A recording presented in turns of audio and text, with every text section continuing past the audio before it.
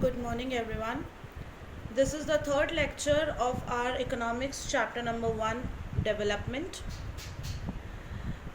In our last video, we have studied about the income and the other criteria on which we can compare the different countries or the states on the basis of their income, as well as on many other factors in which all the things except the income is considered. For example, infant mortality rate we have studied about, literacy rate, net attendance ratio, and much more.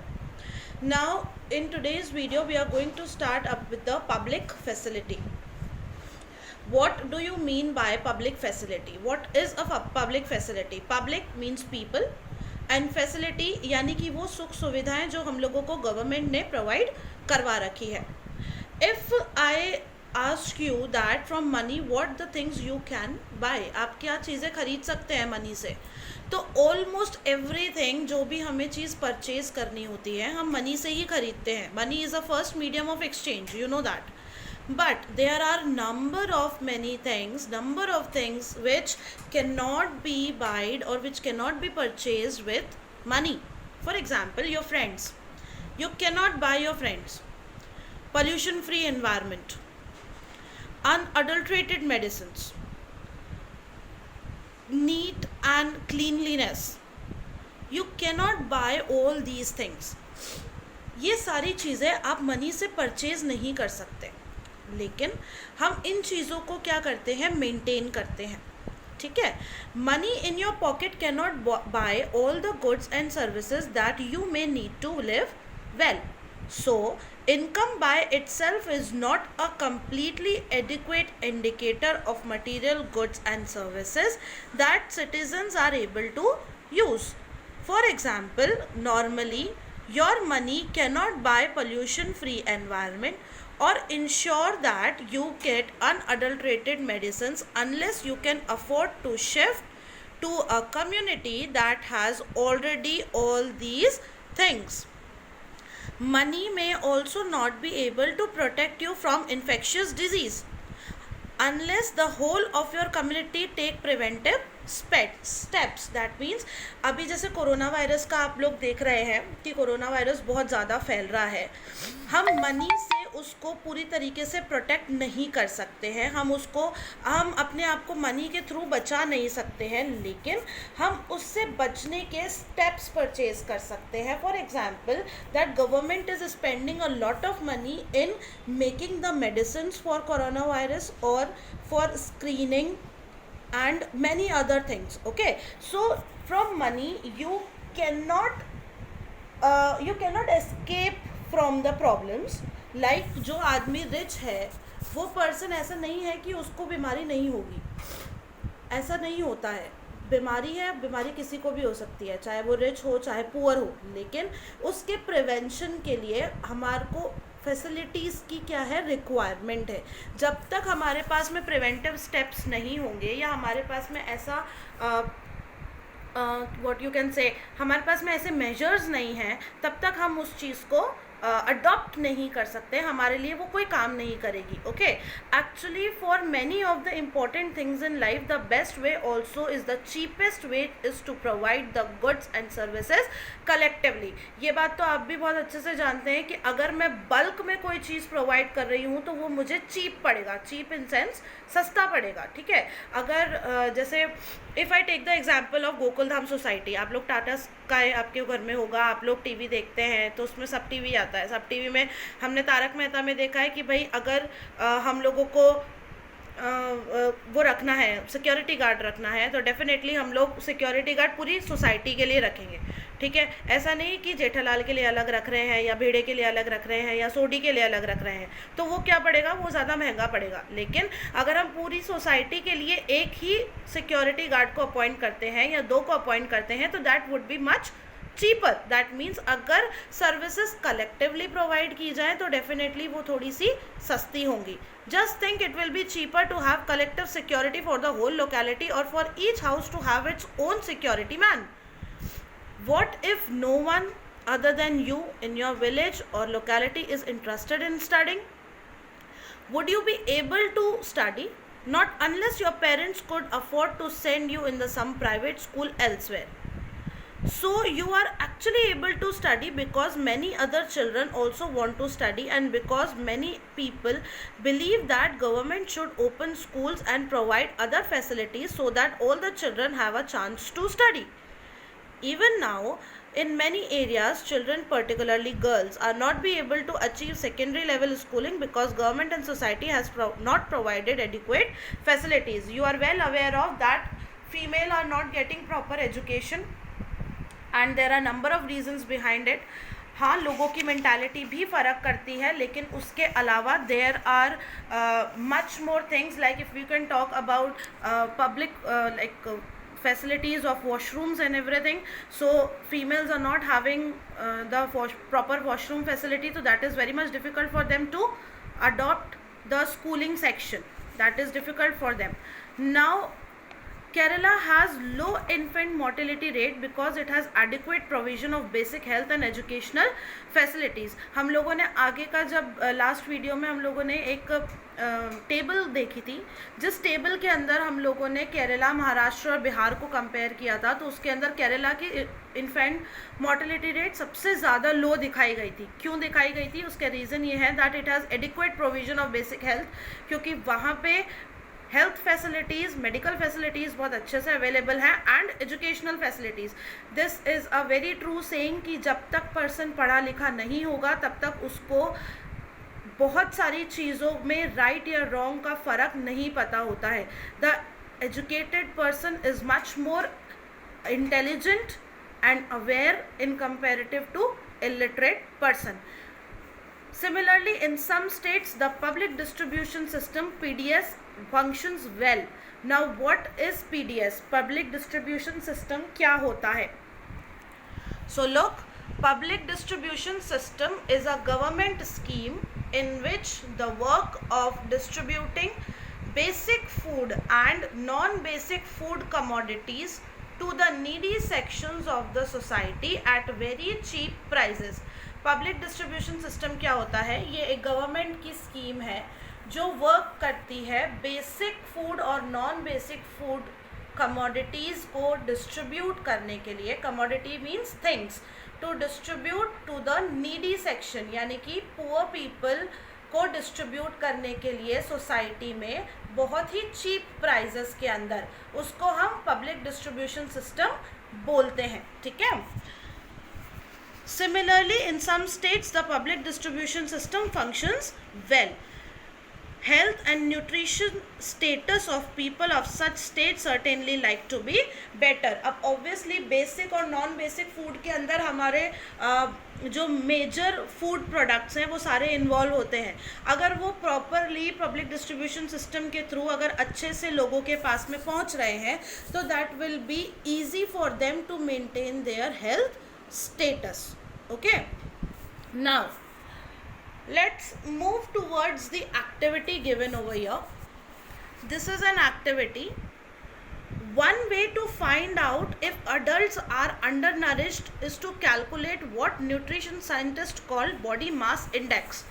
Now, आप लोगों की height है, आप लोगों की wait है, इसके according हम पर्सन को जज करते हैं कि वो नरिश्ड है, अंडर नरिश्ड है या ओवर नरिश्ड है. यानी कि पर्सन नॉर्मल है या फिर उसको फूड की रिक्वायरमेंट है, उसके अंदर उसकी बॉडी में फूड की कमी है, या फिर वो ओवरवेट है, या उसके पास में बहुत ज़्यादा गेनिंग है न्यूट्रिशन की, या उसकी रिक्वायरमेंट से बहुत ज़्यादा उसके अंदर है.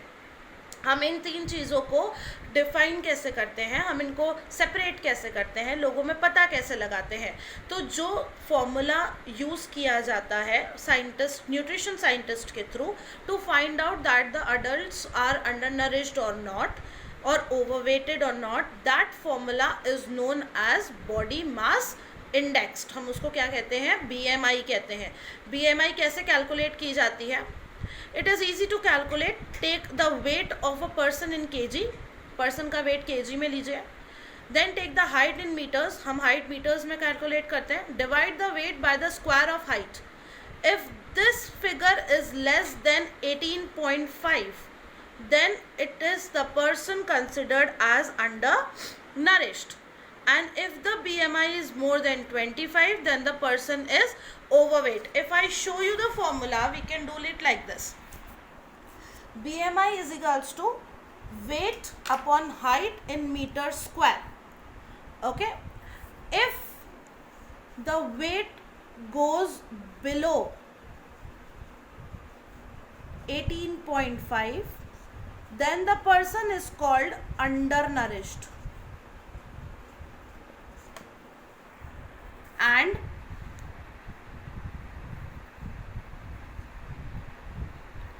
if the weight is above 25, if the BMI is above 25, then the person is known as overweight. Am I clear? हम BMI कैसे निकालते हैं? Weight upon height square. अगर BMI 18.5 से नीचे है तो वो अडल्ट अंडरनरिश्ड कहलाएगा, और अगर उसका BMI 25 से ऊपर है तो वो ओवरवेट कहलाता है. Okay, then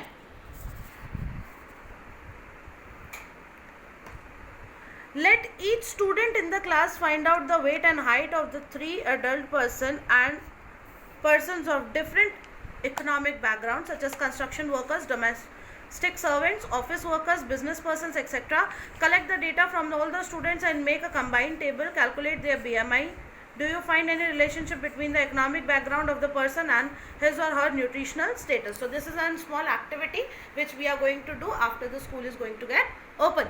Now, this is the other important thing, that is human development report. What is a human development report?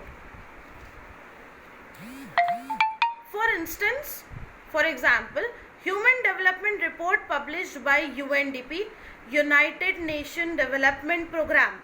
I am repeating it again, UNDP, United Nations Development Program, compares countries based on educational levels of the people and health status and per capita income. Human development report क्या करती है?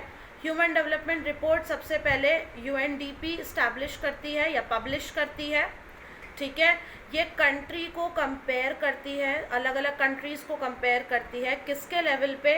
Educational level पे, people के, उनके health status पे और उनकी per capita income के अकॉर्डिंग उनको कंपेयर किया जाता है. ठीक है, इसको हम ह्यूमन डेवलपमेंट रिपोर्ट बोलते हैं. Alright, now there is a table given over here. Some data regarding India and its neighboring countries like Sri Lanka, India, Myanmar, Pakistan, Nepal, Bangladesh. Now you can see gross national income यानी कि per capita income यहाँ पे दे रखी है. Life expectancy at birth, life expectancy मतलब कि person कितना जिया है. ठीक है, life expectancy at the birth denotes, as name suggests, average expected length of life of a person at a time of birth. यानी कि उसकी एज एक्सपेक्टेंसी कितनी है, 60 साल, 70 साल, 80 साल, उसके अकॉर्डिंग. ठीक है, then we know about the literacy rate and then HDI rank in the world. अब हम इंडिया का देखते हैं तो इंडिया के अकॉर्डिंग जो हमारी पर कैपिटा इनकम है उसके अकॉर्डिंग ये है. देन हमारी लाइफ एक्सपेक्टेंसी इतनी, हमारी लिटरेसी रेट इतनी है. और अभी हम अकॉर्डिंग टू 2014 की रिपोर्ट जो दे रखी है, ये ह्यूमन डेवलपमेंट रिपोर्ट 2014, हम कौन सी रैंक पे थे? 135 पोजीशन पे. ठीक है, अब आप ये देखिए, ये आपको छोटी छोटी सी डेफिनेशंस दे रखी हैं. HDI stands for Human Development Index. HDI ranks in the above table are out of 177 countries in the all. 177 में से हमारी पोजीशन 135 है. ठीक है, life expectancy at the birth, जैसा कि उसका नाम कहता है, average expected length of life of a person at the time of birth.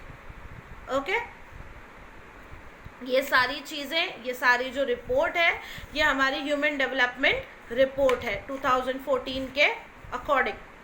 Okay, किसी किसी की बुक में अपडेटेड डेटा होगा तो वो हम लोग बाद में देख लेंगे. ठीक है, कोई प्रॉब्लम नहीं है. Now I hope you are very much clear from what the HDI means, and HDI and HDR human development index भी समझ में आ गया होगा और ह्यूमन डेवलपमेंट रिपोर्ट भी. Now isn't it surprising that small country in our neighborhood like Sri Lanka is much ahead of India in every respect of a big country like ours? This is a conclusion of the table.